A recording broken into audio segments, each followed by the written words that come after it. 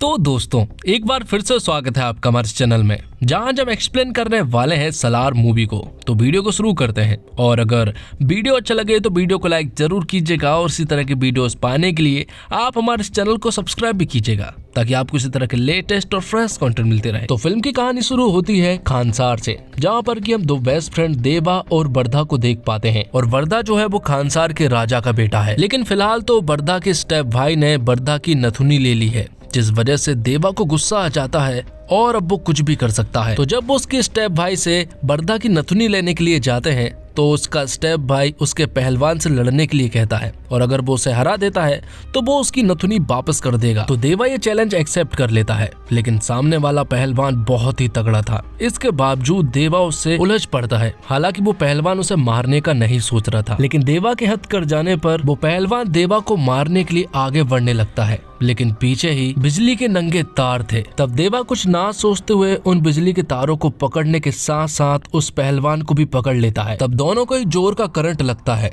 लेकिन यहाँ पर वो पहलवान चित हो गया था, और इस तरह से देवा ने ये लड़ाई जीत ली थी, और वर्धा को उसकी नथुनी वापस मिल चुकी थी। तो यहाँ पर हमें उनकी दोस्ती के बारे में मालूम चलता है कि वो दोनों एक दूसरे के लिए कुछ भी कर सकते हैं, यहाँ तक कि किसी की जान भी ले सकते हैं। कुछ दिनों के बाद पूरे खानसार में जंग छिड़ जाती है, जिस वजह से सभी लोग एक दूसरे को बेरहमी से मार रहे होते हैं, और कुछ लोग देवा के घर पर भी पहुंच चुके थे, जहाँ पर कि देवा जो है वो अपने दरवाजे को तैयार कर रहा था और बहुत मजबूत कर रहा था, ताकि इस दरवाजे को तोड़कर कोई अंदर ना घुस पाए। देवा अपने दरवाजे पर कील ठोक कर तारे लगा देता है, लेकिन वो लोग देवा के घर तक पहुंच चुके थे, और जब वो देवा की माँ को मारने ही वाले होते हैं कि थोड़ी देर के बाद यहाँ पर वर्धा आ जाता है। तो खानसार के कुछ अटपटे रूल है, जिस वजह से वर्धा उन गैंग वालों को नहीं रोक पा रहा था, लेकिन उन्हें रोकने का तरीका उसे मालूम था। तब वर्धा यहाँ पर उन लोगों को अपने हाथ का कड़ा दे देता है, और वो एक कड़ा जो है वो पूरी टेरिटरी मानी जाती है। मतलब कि यहाँ पर वर्धा जो है वो उसे कड़ा नहीं दे रहा था, बल्कि वो उसे पूरा का पूरा एरिया सौंप रहा था।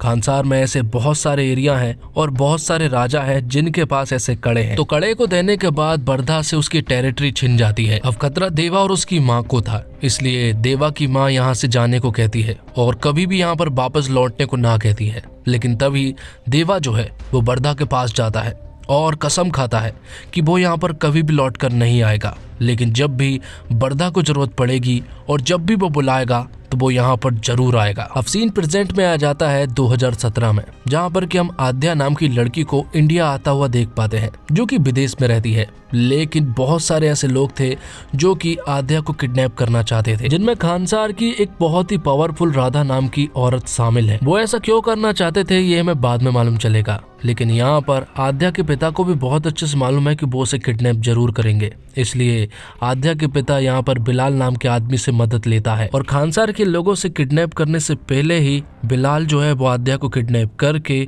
देवा के पास ले जा लेता है, क्योंकि उसे बहुत अच्छे से मालूम है कि अगर वो कहीं पर सेफ है तो वो सिर्फ और सिर्फ देवा के पास रह सकती है। बस उन्हें एक ही काम करना था कि देवा की माँ को मनाना था। तब वो आद्या की पहचान को छुपाकर एक टीचर के रूप में वहाँ पर भेज देते हैं। अब आद्या के बारे में देवा की माँ को कुछ भी नहीं मालूम था, इसलिए वो भी उसे टीचर के रूप में रख लेती है। दूसरी तरफ खानसार के लोग जो है वो आद्या को बुरी तरह से ढूंढ रहे थे, लेकिन आद्या तो देवा के पास सेफ थी और उसके बारे में किसी को भी नहीं मालूम था। भाई आगे हमें अब देवा के बारे में बताया जाता है, जो कि कभी माइंस में काम करता है तो कभी मैकेनिक बन जाता है, और वो जहाँ पर भी रहता है बहुत शांति से रहता है। कोई भी उसे बुरा भला बोलता है तो वो चुपचाप सुन भी लेता है, और इस बात का देवा की माँ को बहुत डर लगा रहता है कि कभी वो किसी के ऊपर हाथ ना उठा दे, क्योंकि देवा की माँ ने देवा को कसम देकर रखी है कि वो किसी के ऊपर हाथ नहीं उठाएगा, वरना अब तक तो देवा पता नहीं कितनों का कत्लेआम कर चुका होता। लेकिन अब वो दिन भी आ जाता है जब खानसार के लोगों को आद्या के बारे में मालूम चल जाता है, और वो लोग वहां तक पहुंच चुके थे। तो वो लोग यहाँ पर आने के बाद आद्या को देवा और देवा की माँ के सामने ले जाने लगते हैं। यहाँ पर देवा कुछ नहीं कर सकता क्योंकि उसकी माँ ने कसम दे रखी है, लेकिन आखिरकार देवा की माँ को कसम उतारनी पड़ती है। जैसे ही देवा की माँ कसम उतारती है तो यहाँ पर देवा जो है वो उन सभी को चुन चुन कर मारता है, और सभी लोग हैरान थे कि आखिर ये क्या हो रहा है। तो उन लोगों ने आद्या को तो किडनैप कर ही लिया था, साथ ही बिलाल को भी कर लिया था, और अब वो खानसार की तरफ आगे बढ़ने लगते हैं। उन दोनों के ऊपर उन लोगों ने खानसार की सील भी लगा दी थी, लेकिन यहाँ पर बिलाल को बहुत अच्छे से मालूम है कि अब देवा की कसम उतर चुकी है, इसलिए अब उन्हें कुछ भी नहीं होने वाला है। तो बिलाल और आद्या जिस ट्रक में जा रहे थे उनमें खानसार के और भी कई सामान थे, लेकिन यहाँ पर देवा जो है वो उन ट्रकों पर हमला कर देता है और उन्हें पूरी तरह से तबाह कर देता है। तो बिलाल और आद्या जो है वो पूरी तरह से सेफ थी और यहाँ पर आद्या देखती है कि यहाँ पर देवा जो है वो बहुत ही ज्यादा खतरनाक है और उसने उन सारे ट्रकों का खात्मा कर दिया था। जिसके बाद ये बात खानसार के राजा बरधा को मालूम चलती है कि उनके ट्रक को पहली बार किसी ने रोक लिया है और ये सुनकर बरधा तुरंत समझ जाता है कि ये काम किसका हो सकता है और वो तुरंत कहता है कि ये काम जरूर देवा का है। और यहाँ हमें मालूम चलता है कि जो बचपन के सबसे अच्छे दोस्त हुआ करते थे अब वो एक दूसरे के सबसे बड़े जानी दुश्मन हैं। जिसके बाद बिलाल जो है वो आद्या को खानसार की कहानी बताने लगता है और साथ ही साथ देवा और बरधा की भी। सबसे पहले वो बताता है कि खानसार जो है वो हजारों साल पहले बन चुका था। खानसार में महमूद गजनी और चंगेज से भी ज्यादा खूंखार डाकू हुआ करते थे। उस वक्त खानसार में 3 कबीले थे। पहला था मन्नार का कबीला, दूसरा था सौर्यांश का कबीला और तीसरा था घड़ियार का कबीला। सालों तक ये तीनों कबीले बिना किसी चुनौती के लड़ते रहे और आगे बढ़ते रहे। हालांकि अंग्रेजों ने पूरी दुनिया पर हुकूमत की, उन्होंने भारत पर भी कब्जा कर लिया था, लेकिन वो लोग खानसार में कदम भी नहीं रख पाए थे। तो प्रॉब्लम ये थी कि स्वतंत्रता के बाद जो है वो खानसार कहाँ पर रहेगा, इंडिया या फिर पाकिस्तान। लेकिन खानसार जो था वो पूरी तरह से अलग था, वो किसी में भी शामिल नहीं हुआ और जो भारत के संविधान थे वो उस पर लागू नहीं होंगे और खानसार के जो भी नियम कानून है वो इंडिया पर जरूर लागू होंगे। तो खानसार की जो हुकूमत है वो सिर्फ मन्नार के ऊपर थी, लेकिन उनके चले जाने के बाद सौर्यांग के कबीले को राजा बनना था। लेकिन यहाँ पर सिर्फ मन्नार की गद्दी छोड़ने का राज मन्नार का कोई भी इरादा नहीं था, क्योंकि वही उनका बेटा था। इसलिए वो सौर्यांग के कबीले का खात्मा कर देता है और इस गद्दी पर खुद ही राज करता है। राज मन्नार ने खानसार को बहुत ही घातक कर दिया था। उसने एक अपनी आर्मी डेवलप कर ली थी और अब उसके खिलाफ कोई भी नहीं जा सकता है। राज मन्नार ने खानसार को एरिया के रूप में बांट दिया था और सभी को एरिया दे दिया था, जिसमें टेरिटरी कड़े के रूप में थी। तो खानसार में एक और कबीला था जो कि घड़ियार था और उसे भी उसने कुछ मेन पद दे दिए थे। ये समझ लीजिए ये सारे लोगों पर खानसार डिपेंड है, मतलब कि अगर इनकी बोट इधर उधर चली जाती है तो खानसार भी तबाह हो सकता है। अब कुछ दिन बाद खानसार के राजा राज मन्नार को बाहर जाना था कुछ दिनों के लिए, पर जाते जाते राज मन्नार सभी से कहता है कि उसने आज तक फैसले जो लिए वो सभी के लिए लिए, लेकिन आज वो एक फैसला अपने लिए लेना चाहता है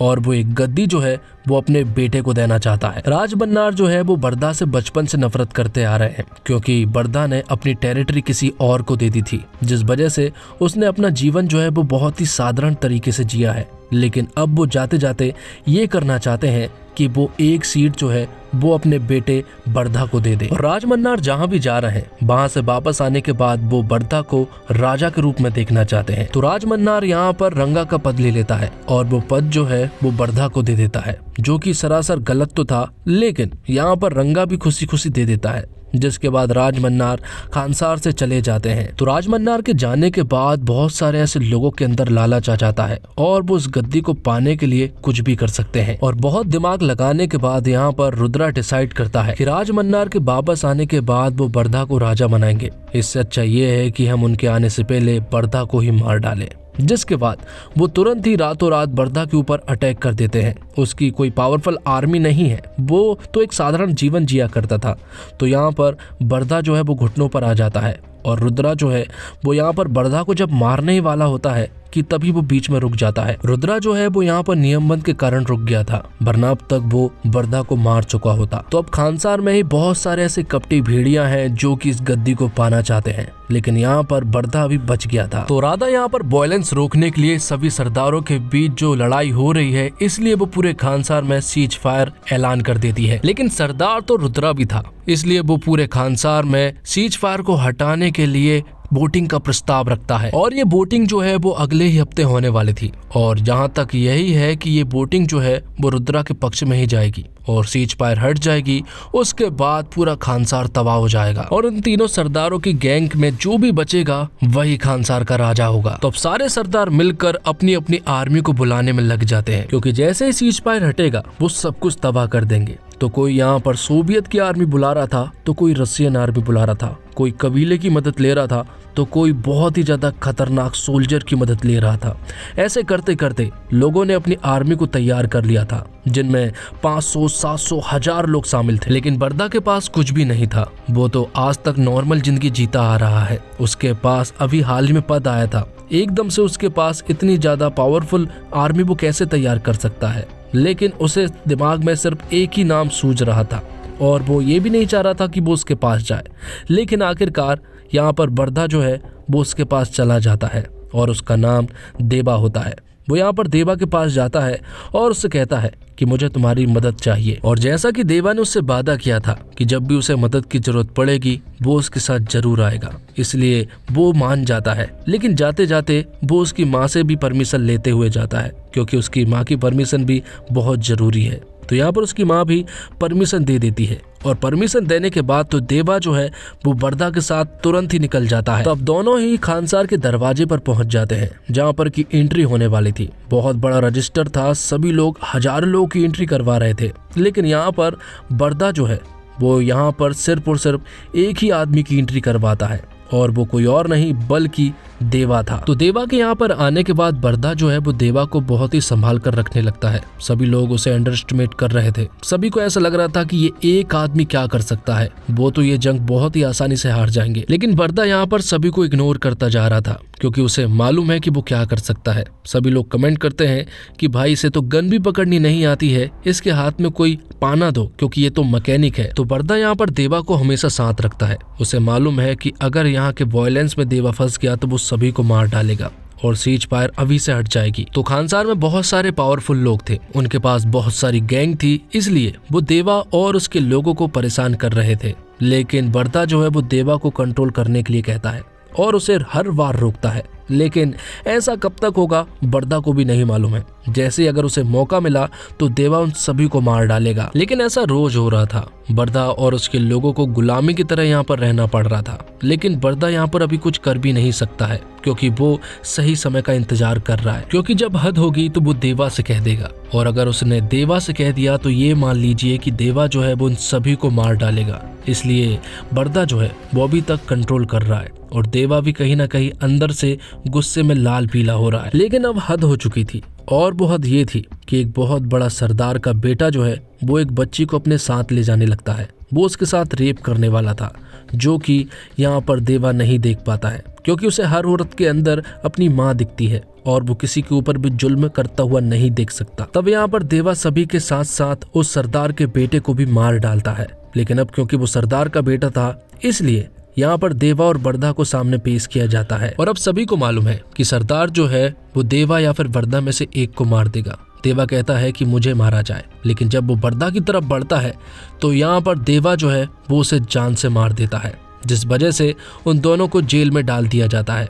वहां पर कि देवा कहता है कि तुझे कोई भी हाथ नहीं लगा सकता है, अगर किसी ने तुझे छूने की भी कोशिश की तो मैं उसे जान से मार डालूंगा। अब अगले दिन वोटिंग थी, लेकिन वोटिंग होने से पहले रुद्रा जो है वो यहाँ पर बर्दा के पास आता है और वो उससे कहता है कि अगर दम है तो मेरी तरफ वोटिंग कर दिखाए, और अगर उसने कर दिया तो मैं मान जाऊंगा कि वो असली राजमन्नार का बेटा है। अब अगले दिन चुनाव शुरू होता है, जहाँ पर कि रुद्रा जो है वो बराबर में था और अब कोई भी जीत सकता है। लेकिन थोड़ी देर के बाद खानसार में राजमन्नार की एंट्री हो जाती है। सभी लोग पूरी तरह से हैरान थे और राजमन्नार जो है वो सीज फायर को रोकने के लिए वोटिंग करता है। अब आखिरी वोट बची थी और अब उसी पर निर्भर करता है कि सीज फायर हटेगी या फिर नहीं। और वो आखिरी वोट किसी और की नहीं बल्कि बर्दा की थी। बर्दा यहाँ पर वोटिंग करता है सीज फायर को हटाने की, और वोटिंग होने के बाद तुरंत बाद ही सीज फायर हट जाता है और तभी से खानसार में तबाही शुरू हो जाती है। सभी लोग एक दूसरे के ऊपर बुरी तरह से हावी थे, कत्लेआम मच चुका था और सारे सरदार भी अब मैदान में उतर आए थे। सभी को ऐसा ही लग रहा था कि रुद्रा की गैंग जीत जाएगी, क्योंकि वो बहुत ही खतरनाक थी। लेकिन थोड़ी देर के बाद यहाँ पर बर्दा आता है। बर्दा के पास ज्यादा कुछ तो नहीं था, लेकिन उसके पास सिर्फ एक ही आदमी था, वो है देवा। और देवा को यहाँ पर मौका मिल जाता है लोगों को मारने का। तब देवा और बर्दा मिलकर यहाँ पर सभी लोगों को मार गिराते हैं। उन दोनों ने मिलकर यहाँ पर बहादुरी से जंग लड़ी, लेकिन देवा तो रुक ही नहीं रहा था और बाद में मालूम चलता है कि देवा कोई और नहीं बल्कि सूर्यांश कबीले का है, और सूर्यांश कबीले को तो जबकि राजमन्नार ने तबाह कर दिया था, लेकिन उसमें से यहाँ पर देवा बच गया था। और रूल्स के मुताबिक तो जो राजगद्दी मिलनी चाहिए थी वो सूर्यांश के कबीले को मिलने वाली थी, लेकिन वो राजमन्नार ने ले ली थी। और जैसा कि देवा ने बरदा से वादा किया था कि वो उसे गद्दी जरूर दिलाएगा, इसलिए वो उसे गद्दी तो जरूर देगा, लेकिन बाद में वो दोनों एक दूसरे के सबसे बड़े दुश्मन भी बन जाएंगे, जो कि हमने प्रेजेंट में देख चुके हैं। और लास्ट में सलार 2 मतलब कि सलार सोर्यांगा पर्वम का भी अनाउंसमेंट कर दिया जाता है। और इसी के साथ ये एक्सप्लेनेशन और ये वीडियो यहीं पर खत्म होता है। तो दोस्तों उम्मीद करता हूँ आपको वीडियो पसंद आई होगी। वीडियो पसंद आई हो तो वीडियो को लाइक जरूर कीजिएगा, और इसी तरह की वीडियोस पाने के लिए आप हमारे इस चैनल को सब्सक्राइब भी कीजिएगा, ताकि आपको इसी तरह के लेटेस्ट और फ्रेश कंटेंट मिलते रहे। मिलते हैं एक और कमाल की वीडियो के साथ, तब तक के लिए आप हमारे इस चैनल के साथ बने रहिए। धन्यवाद। जय हिंद, जय भारत, जय श्री राम।